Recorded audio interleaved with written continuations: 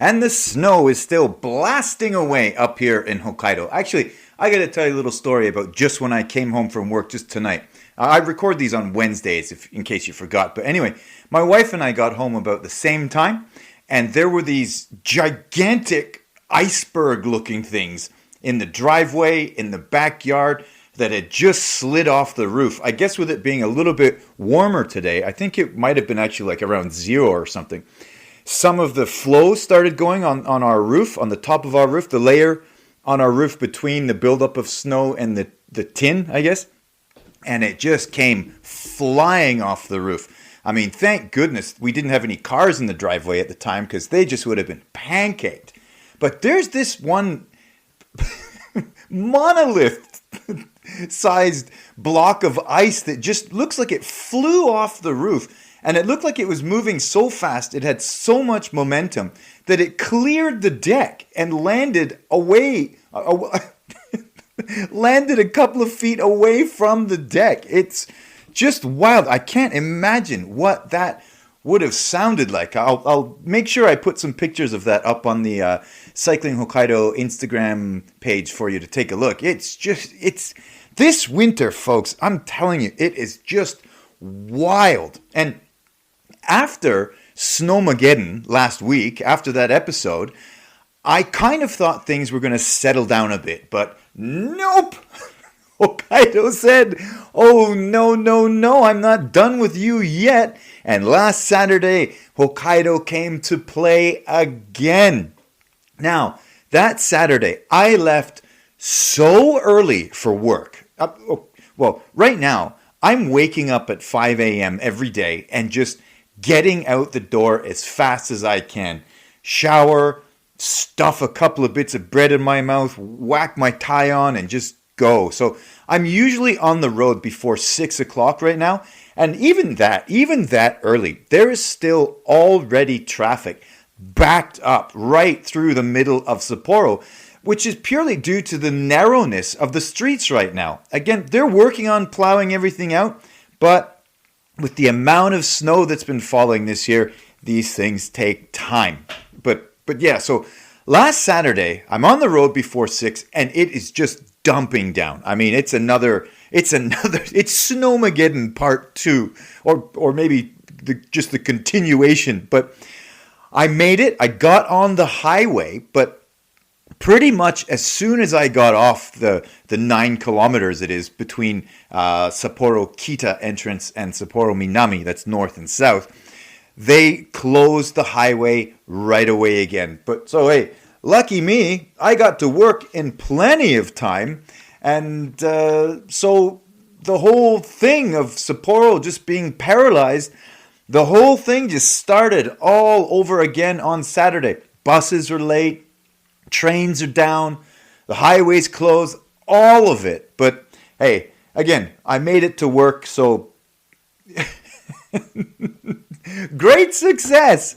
But I also escaped a bit early from work because the highways were closed. I made it home in 2 hours. It wasn't another 3.5 hour sojourn, but I made it home in about 2 hours because I went home north through routes that are north of Sapporo City. I didn't try to go through the city, and that was obviously a lot faster. It's a bit out of the way, but with that kind of traffic that's involved, with the highway being closed, it's faster to go through the north side of Sapporo. So you're kind of going through places like Ebetsu, Tobetsu, places like that, really far north. Again, out of the way, but ultimately faster.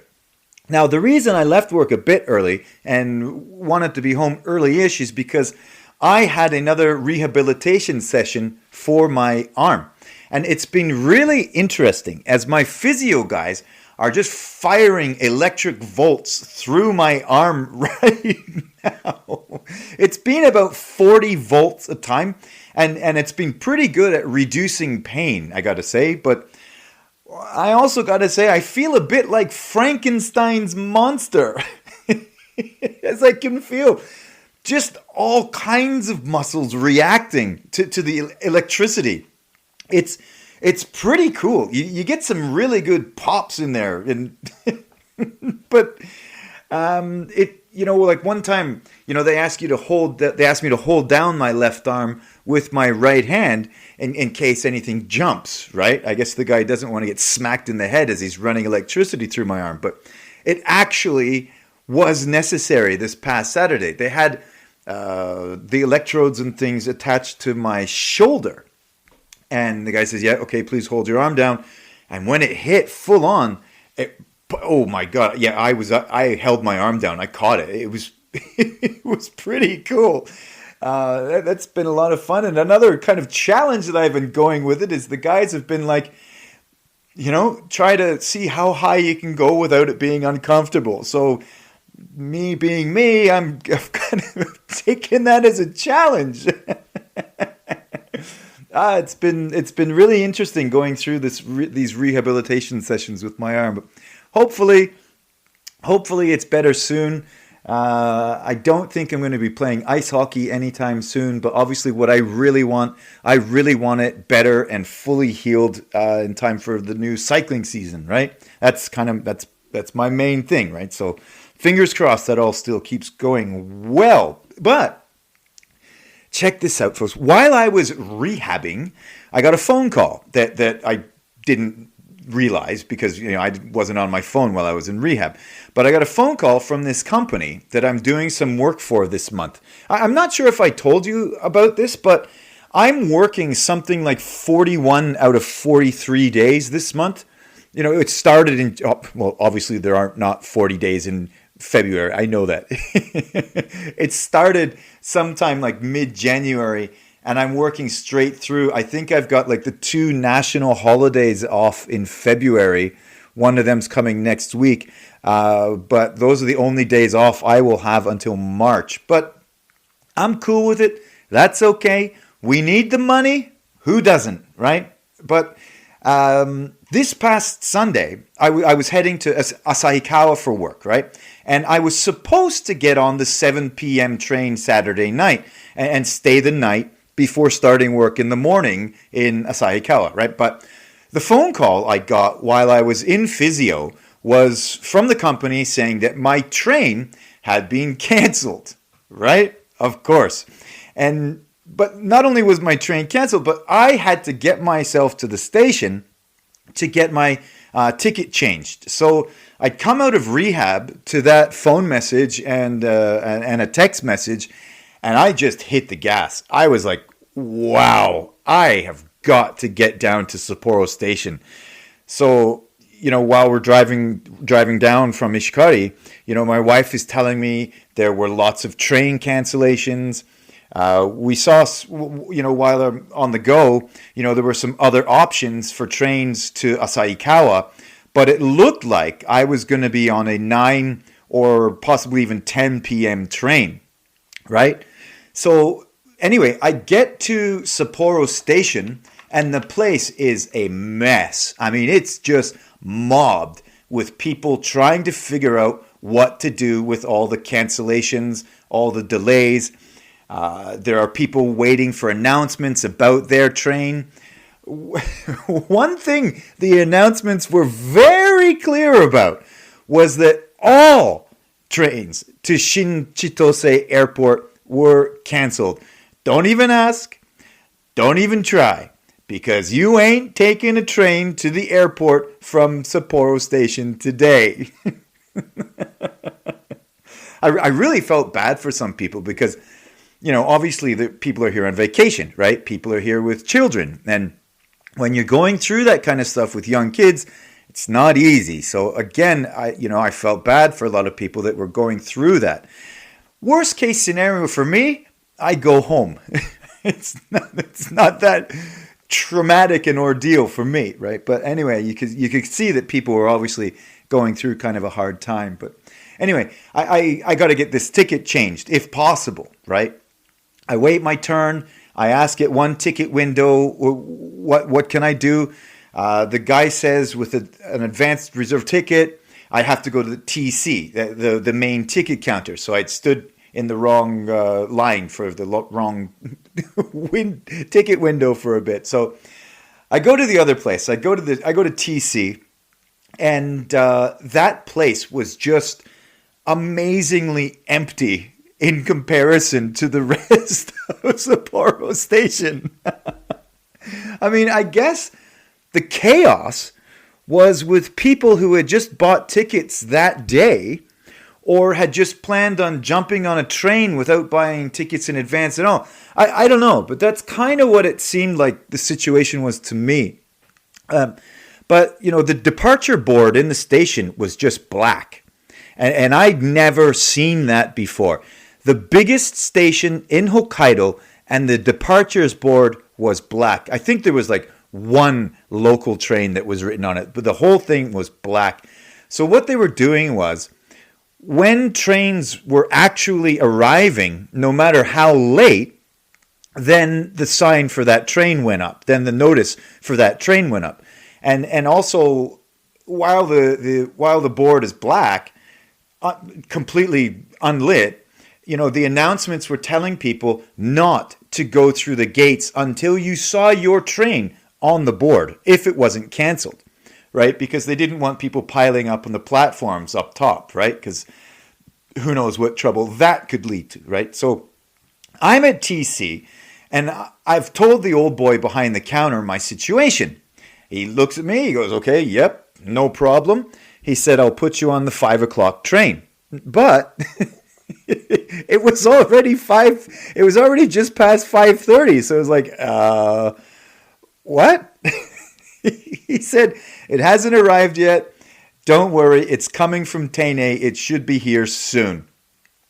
And then, we're kind of having a little chat as we're going through the process. And he goes, you're not a tourist, are you? I was like, no. I said, I'm trying to get to Asahikawa. I've just come down from Ishikari. And he looks at me, he kind of double takes. He goes, you came from Ishikari? He's like, whoa. He's like, how is it up there? Like, oh, my man, it is a disaster zone. Snowmageddon. But, well, okay, anyway, he said my train was coming from Tene and it should be here soon. So I asked, how soon? My man looks over my shoulder across the station and says that it's just come up on the board. He says, you'd better go. So I briskly maneuver in and out of the snowboarders with their giant board bags and the Asians with their giant luggage, and I am on the train at about 5:45. Holy smokes. It was one wild time from Ishikari to actually being on the train. The whole thing took me less than an hour and a half.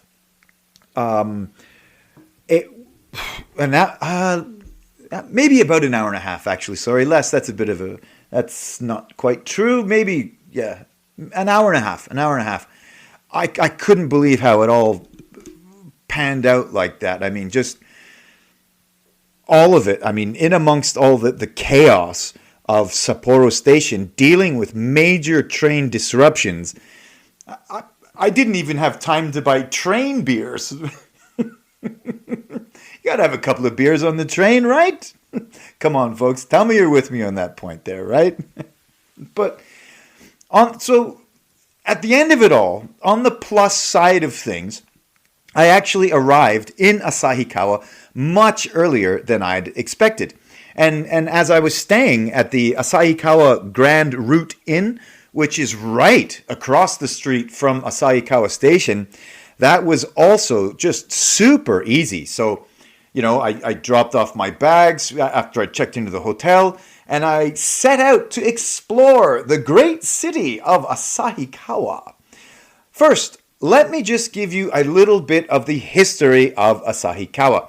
If you remember, in episode 2 of this Cycling Hokkaido podcast, I talked about a place called Kamui Kotan, which is a really cool historical Ainu site. But that's a bit on the outer limits of Asahikawa City. Let me tell you a bit about the actual city. First, it's located in central northern Hokkaido along the Ishikari River and is the second largest city in Hokkaido, after Sapporo, of course. It was founded as a city on August 1st, 1922, and it is known for being cold. very, very cold. It actually holds the record for Japan's coldest recorded temperature at minus 41 degrees Celsius. Originally, the city was founded as a Tondenhei settlement. That means a farmer-soldier colony. That was during Japan's Meiji period when the kind of out-of-work samurai were being sent and voluntarily moving to Hokkaido to settle and develop the north. Many of the samurai came up here to Hokkaido and became farmers, right? I've talked about that lots before, but obviously with all the Japanese trying to settle Hokkaido, I've talked about all the problems that brought for the Ainu people, right? But the name Asahikawa actually does come from the Ainu language. Originally, it was like Chiu Pet or something, which meant river of waves, something like that. But then that was later interpreted as Asahi, which literally means morning sun. Asahikawa, right? So one of its most famous draws today in Asahikawa City for tourists from all over Japan, definitely all over Hokkaido, is the Asahiyama Zoo. That's actually one of Japan's more famous zoos. The city, Asahikawa City, is also really famous for ramen, sake, Japanese nihonshu, and craft beer. Another thing some of my listeners might be more interested in is that it's also kind of known as a gateway to some of Hokkaido's most beautiful places. It's really close to Daisetsuzan National Park, where I did some of the most beautiful riding of the year last year in 2025. I went up to the Mikuni Pass. I did that 2 days over one weekend. It's close to BA, it's close to Furano and Sounkyo. All of those places have been talked about on this pod in the last year, and they are just absolutely gorgeous. I mean, again, just to kind of summarize these places, BA has got the rolling patchwork hills that it just makes for fantastic cycling. Furano with all the flowers, the lavender parks, it's just a beautiful, beautiful place. And Sounkyo is this gorge that goes through Daisetsuzan National Park that is famous. There's lots of beautiful hotels, natural hot springs, and things like that. That area really is just a real jewel of Hokkaido. If you haven't been, and if you're planning a trip, definitely make sure you get to Daisetsuzan, BA, Furano, and Sounkyo. And again, the gateway to those places is Asahikawa, especially if you're coming from Chitose Airport, right? But anyway, okay, so today we're talking about Asahikawa, right? Sorry. So I drop my bags at the hotel and head out. And right beside my hotel was the famous Kaimono Koen, which is the main drag in Asahikawa. And at that time of year, in the winter, all winter long, it is absolutely gorgeous. They have full-on white illumination happening all from top to bottom of that main street, of that main drag. It's gorgeous. It's made for walking up and down. Cars have to stop for pedestrians that are crossing the roads. Pedestrians have the right of way in some places there, which always feels really iffy to me. I've got some videos already of the illumination up on the Cycling Hokkaido podcast Instagram page, but it was just gorgeous. I mean, I love that kind of white illumination against the winter scene. It's gorgeous. And I was there on a Saturday night, and honestly, folks, it was not that busy.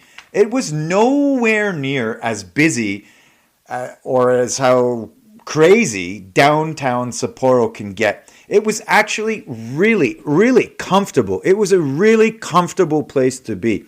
Sure, there were people out and about, but there were spots where I was alone on that main drag. And again, it was just that gorgeous winter scene all the way along the strip. Just a beautiful vibe. But to be honest, after the train ride, after the hustle and bustle of Sapporo, I was looking for a place to eat. Now, I saw all kinds of interesting places. I saw American-looking hamburgers. I saw a craft hot dog-looking spot, obviously. There were all kinds of ramen shops, yakitori, you name it. There was a curry shop that looked really good. But what really caught my eye was this picture in a window of 2 beef tongue skewers. 2 very thickly cut beef tongue yakitori. The restaurant's name was Itan, and that tongue I saw in the window was Jukusei Gyutan. In English, that would be aged beef tongue, and it looked just the bee's knees. So I go in, order a beer, a couple of other things, and then I order the flagship beef tongue. Now, the waitress after I sent my order through the iPad thing, the waitress asked me, "Are you sure you want 2 of these?" I was like, "Yes, why wouldn't I?" Well, because they were more than 700 yen each stick. Now, for those of you that don't know, that is crazy expensive for yakitori. So it was going to be 1,000. It was going to be almost 1,500 yen for just 2 sticks of food. I'll be honest, I didn't notice the price when I put my order in. I certainly didn't imagine it would be that expensive. So I was like, all right, fine. Once in a lifetime. It was just a once in a lifetime thing at that point. So I just rolled with it. And as you'd expect, at that price, it was perfectly cooked. Medium rare, probably even maybe a little bit more rare than that. Nice and thickly cut. Very lightly salted with the optional slice of lemon on the side. I bit in and yep, folks, I am not kidding. I'm not exaggerating. That was probably the best beef tongue I've ever had. Or maybe it was just the price tag that made it feel that way. But it was great in Asahikawa. Asahikawa had some really great looking places, some really cool looking alleyways that were lit up with colorful lanterns that had a real Saturday night vibe to them because, people are coming in and out of doors of the little pubs that line these places. Some really interesting looking little places. It was great. It actually, I'm kind of thinking it could be really interesting to ride there this summer and maybe actually spend a couple of days in the city. I'm seriously considering that as a kind of weekend trip away at some point in 2026. But yeah, folks, definitely, if you get the chance, don't overlook it. Check it out. Asahikawa has some beautiful winter scenes and is a really cool city. But so after my dinner, after a couple of beers, after wandering here and there, I kind of went back to the hotel and kind of called it a night. Hey, you got to get up to go to work in the morning, right? But the hotel was fine. But one thing I was kind of disappointed about is I love watching movies. I don't know if I've mentioned that over the course of this podcast. I love just getting tucked in and just throwing a couple of good movies on. Love it. But some hotels, the movies are free with the room, right? But this one was one of those ones you had to go out and spend 1,000 yen to get a movie card or a pass. I think it was actually a digital pass, and then you paid at the desk in the morning. I didn't really feel like paying extra for movies, so it was just on Japanese TV and just kind of playing on my phone in the hotel. But hey, the hotel had a really good breakfast. So that's always a big plus, right? I don't know how they do it. How do hotels always get scrambled eggs so perfect, The Sunday work was fine. And I got back to Sapporo without incident. What was it? What was the train I was on? It was a Lilac series train that I took back to Sapporo. Yeah, Lilac. Very smooth with beautiful scenery rolling past the window.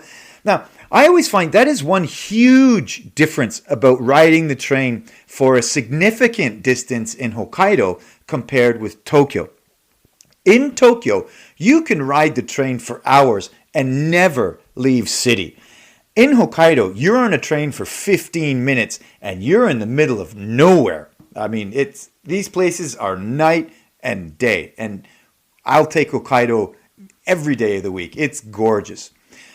Oh, and by the way, folks, this week, the 76th Sapporo Snow Festival is on.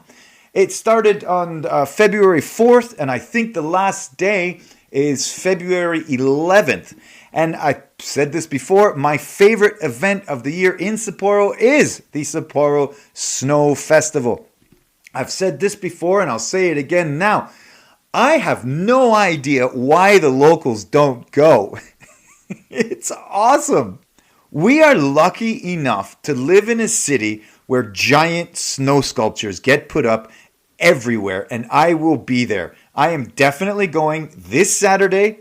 I'm doing some more work in Tomakomai on Sunday, but I'll be at the Snow Festival on Saturday for sure. Hopefully, I can go twice. I usually go twice, but well, having talked about the Snow Festival now, guess what next week's episode of Cycling Hokkaido is going to be about? That's right. Episode 129 will be about the 76th Sapporo Snow Festival. Folks, as always, thank you very much for listening to the show. Please subscribe or follow the show. I would really appreciate it. I would also be really grateful if you would leave me a kind review.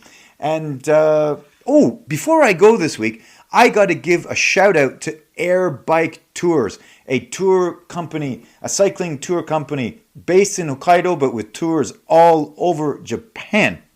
Shout out to Air Bike Tours. Thank you very much for getting in touch over the past little while, and I am very much looking forward to meeting up with you this summer and getting in some kilometers. Folks, again, subscribe, follow the show, leave me a comment, vote in the poll. All right, thank you very much for tuning in again this week. Have fun out there, folks. Love ya.